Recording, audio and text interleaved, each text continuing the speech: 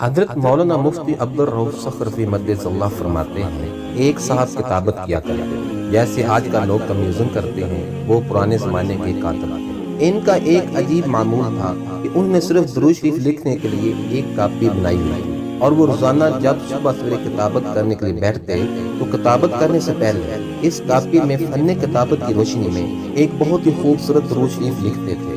اس کے بعد صبح سے لے کر شام تک مختلف مضامین کی کتابت کر کے اسی سے گزر بسر کرتے۔ ان کی ساری زندگی اسی میں گزر گئی۔ ان کاتب صاحب کے انتقال کا وقت جب قریب آیا تو انہیں آخرت کی فکر سوار ہوئی اور ڈرنے لگے کہ کچھ ہی دیر میں اس دنیا سے چلا جاؤں گا اور آخرت میں پہنچوں گا تو معلوم نہیں کہ میرے ساتھ کیا معاملہ ہوگا، میری بخشش ہوگی یا نہیں ہوگی۔ اسی دوران ایک مجذوب ان کے گھر کے پاس سے گزرا اور اس نے کہا، ارے تو آخرت سے کیوں گھبراتا ہے؟ تیری درود شریف کی کاپی اللہ تعالیٰ کی بارگاہ میں اور جناب رسول اللہ صلی اللہ علیہ وسلم کی خدمت میں پیش ہے، اور اس پر صحیح کے نشان لگائے جا رہے ہیں کہ یہ درود شریف بھی صحیح ہے، یہ درود شریف بھی پاس ہے، اور یہ درود شریف بھی قبول ہے۔ وہاں تو صحیح کے نشانات لگ رہے ہیں اور تو گھبرا رہا ہے۔ درود شریف تو ایک ایسی مقبول عبادت ہے کہ اللہ تعالیٰ اس کی برکت سے آخرت کی نجات کا بھی انتظام فرما دے۔